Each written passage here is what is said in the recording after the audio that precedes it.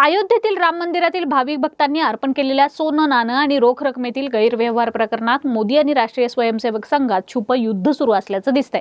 काही मीडिया रिपोर्ट्सनुसार राष्ट्रीय स्वयंसेवक संघाचे प्रमुख मोहन भागवत आणि पंतप्रधान नरेंद्र मोदी यांनी काही मुद्द्यांवर सिक्रेट डील केली आहे। मोदी आणि अमित शहांना राम मंदिर ट्रस्टचे सचिव चंपत राय यांच्यावर कारवाई करण्याचं नाटक करायचंय, पण चंपत राय यांना या पदावर बसवण्यासाठी मोदी आणि मोहन भागवत यांचाच पुढाकार होता, तर उत्तर प्रदेशचे मुख्यमंत्री योगी आदित्यनाथ यांचा याला विरोध होता।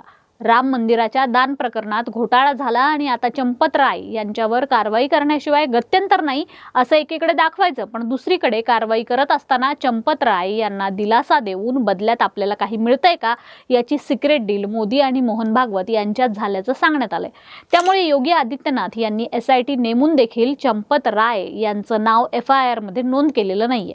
इथे विशेष हे आहे की योगींना चंपत राय जेलच्या कोठडीत पाहायचे आहेत, पण मोदी आणि भागवत यांच्यातील सिक्रेट डीलमुळे हे होऊ शकलेलं नाही। राम मंदिराच्या प्रश्नावरच भाजप सत्तेत आली आणि आता राम मंदिराच्या प्रश्नावरूनच मोदी शहा यांना आपलं राजकीय अस्तित्व अजून मजबूत करायचंय।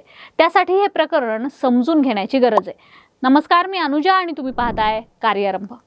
संघ परिवार चंपत राय यांचा राम मंदिर ट्रस्टच्या सचिव पदाचा राजीनामा घेऊन तो मंजूर करेल, त्यासाठी 6 जुलै रोजी ट्रस्टची बैठक बोलावण्यात आली आहे। याच बैठकीत अनिल मिश्रा आणि गोपाल राव यांनाही हटवलं जाऊ शकतं। आम्ही या तिन्ही RSS नेत्यांचे राजीनामे घेऊन त्यांना बाजूला करू, पण त्या बदल्यात FIR मध्ये नाव आणायचं नाही, त्यांना अटक करायची नाही, त्यांना जेलमध्ये पाठवायचं नाही अशी अट संघाची आहे। तिकडून मोदींनी ही अट मान्य केल्याचं सांगितलं जातंय, पण त्या बदल्यात ट्रस्टमध्ये थोडा बदल केला जावा अशी त्यांची मागणी आहे। राम मंदिर ट्रस्टच्या सगळ्या व्यवहारावर नियंत्रण ठेवण्यासाठी एका CEO ची म्हणजे मुख्य कार्यकारी अधिकाऱ्याची नियुक्ती व्हावी, ही त्यातील प्रमुख अट घातलेली आहे। ही सिक्रेट डील जर फायनल झाली तर काय होऊ शकतं? मोदी यांच्या म्हणण्याप्रमाणे राम मंदिराच्या ट्रस्टवर CEO म्हणून एखादा मोदीजींच्या पसंतीचा IAS अधिकारी नियुक्त केला जाऊ शकतो। असं झालं तर राम मंदिराचं संपूर्ण नियंत्रण मोदी आणि शहा यांच्या हातात येऊ शकतं आणि या सगळ्यात योगी आदित्यनाथ यांची कोणतीही भूमिका राहणार नाही। हे आणि असं झालं तरच मग या तिघांना माफ केलं जाईल अशी शक्यता दिल्लीच्या राजकीय वर्तुळात चर्चेत आली आहे। पण ही डील केवळ या तिघांना माफ करण्यासाठी आहे का? तर त्याचं उत्तर आहे नाही। पहिलं म्हणजे राम मंदिरावर आपली हुकूमत स्थापन करणं आणि दुसरं म्हणजे पंतप्रधान पदाच्या रेसमध्ये असलेले राष्ट्रीय स्वयंसेवक संघाचा भरभक्कम पाठिंबा असलेले मुख्यमंत्री योगी आदित्यनाथ यांना बाजूला करणं। पण या सगळ्यांना मोहन भागवत तयार का झाले? त्यांना चंपत राय आणि योगी आदित्यनाथ हे दोघेही सारखेच होते, तर त्यांना असं वाटतंय की असं केल्याने गेलेली प्रतिष्ठा परत येईल, विषय राजीनाम्यापुरताच मर्यादित राहील। भाजप आणि RSSचं जे नुकसान होत आहे, जे प्रतिमेला गालबोट लागलं आहे, ते राजीनामा मंजूर केल्याने भरून निघेल असं त्यांना वाटतंय। असो, पण आता या सगळ्या प्रक्रियेत चंपत राय आहेत, विश्व हिंदू परिषद आहे, राष्ट्रीय स्वयंसेवक संघ, योगी आदित्यनाथ आहेत आणि केंद्र सरकारने नियुक्त केलेले ट्रस्टचे ते लोक आहेत ज्यांना स्वतः मोदीजी आणि मोहन भागवत यांच्या पसंतीनं तिथं बसवलं गेलं होतं।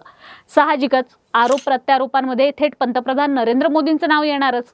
RSSची अशी इच्छा आहे की चंपत राय यांना राजीनामा घेऊन सही सलामत बाजूला केलं जावं। योगींना वाटतं चंपत रायला जेलमध्ये घालावं, पण इकडे मोदी आणि शहांच्या मनात एक वेगळाच खेळ सुरू आहे। चंपत राय यांना आरोपीच्या पिंजऱ्यात उभं केलं असलं तरी दिल्लीतील मोदी शहांना वाटतं योगी आदित्यनाथ यांचा या प्रकरणात राजीनामा व्हायला पाहिजे।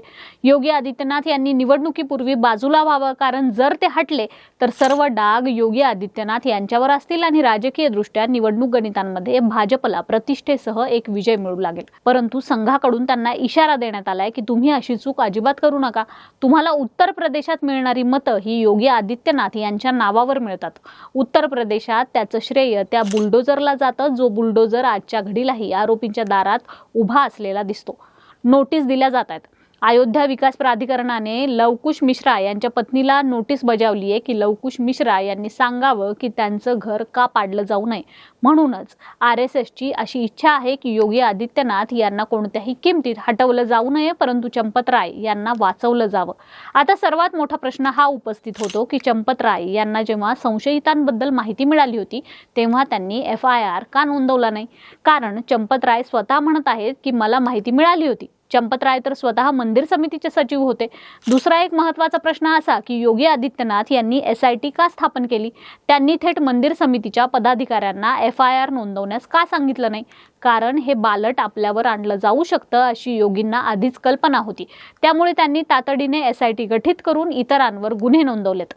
22 जानेवारी 2024ची ती श्रीरामांची प्राणप्रतिष्ठापना आठवा, जेव्हा भारताचे पंतप्रधान नरेंद्र मोदी यजमान बनून राम मंदिर प्राणप्रतिष्ठेसाठी थेट अयोध्येत पोहोचले होते. आणि त्या प्राणप्रतिष्ठेच्या वेळी तिथं कोण होतं? एका बाजूला सरसंघचालक मोहन भागवत, दुसऱ्या बाजूला उत्तर प्रदेशचे मुख्यमंत्री योगी आदित्यनाथ, राज्यपाल आनंदीबेन पटेल यांचीही उपस्थिती होती. पण त्या महत्त्वाच्या प्राणप्रतिष्ठेच्या अनुष्ठानात अनिल मिश्रा यांचंही नाव होतं. तेच अनिल मिश्रा आज आरोपीच्या पिंजऱ्यात आहेत. काँग्रेसचा तर थेट आरोप आहे की ज्यांनी हे मंदिर ट्रस्ट बनवलं ते देखील या परिस्थितीला जबाबदार आहेत.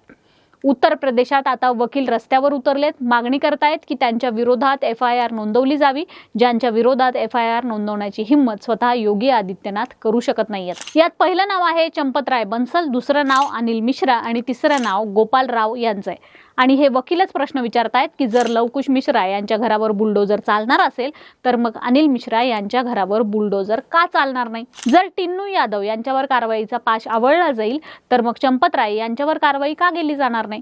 प्रश्न विचारले जात आहेत की जर तुम्ही अविनाश शुक्ला यांची सर्व कमाई संपवून टाकणार असाल तर मग गोपाल राय यांच्या कमाईला तुम्ही का सोडणार?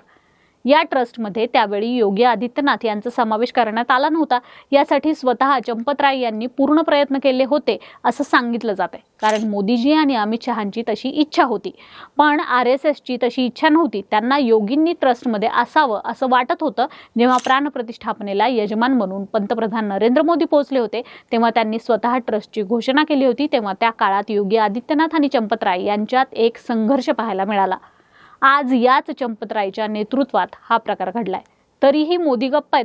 आता सगळ्यात मोठा प्रश्न चंपतराय, योगी आणि मोदी शहा यांची जोडी या सगळ्यात RSS कुठे आहे? चंपतराय आपलेच, योगीही आपलेच, भाजपची सत्ताही आपणच आणलेली. मग आता करावं तर काय करावं अशी परिस्थिती RSS भोवती आहे. ज्या दिवसापासून हा ट्रस्ट बनलाय त्या दिवसापासूनच ही लढाई सुरू झाली होती का? राजकारणामुळे मोदी शहा हे योगी आदित्यनाथ यांच्या विरोधात येऊन उभे राहिलेत. दुसऱ्या बाजूला RSSला कोणत्याही परिस्थितीमध्ये योगी आदित्यनाथ यांचं उत्तर प्रदेशातील नेतृत्व आणि वजन टिकवून ठेवत त्यांना दिल्लीला पाठवायचे मनसुबे राखू नये. तर दुसरीकडे योगी आदित्यनाथ यांना कोणत्याही परिस्थितीत चंपतराय यांना जेलच्या कोठडीत टाकायचंय. आणि या सगळ्याच्या अंतर्गत लढाईत मोदी शहांना राम मंदिर ट्रस्टवर पूर्ण ताबा मिळवून दिल्लीतील आपलं तख्त अधिक मजबूत करून घ्यायचंय. या सगळ्यात कोण वरचढ ठरतो हेच येणाऱ्या काळात दिसून येईल. बाकी तुम्हाला काय वाटतं? तुमची मतं आम्हाला कमेंट करून नक्की सांगा. कार्यारंभवर नवे असाल तर सबस्क्राईब करा, व्हिडिओला लाईक करा, शेअर करा. कार्यारंभ डिजिटल या आमच्या Facebook आणि Insta पेजला फॉलो करायला विसरू नका. धन्यवाद.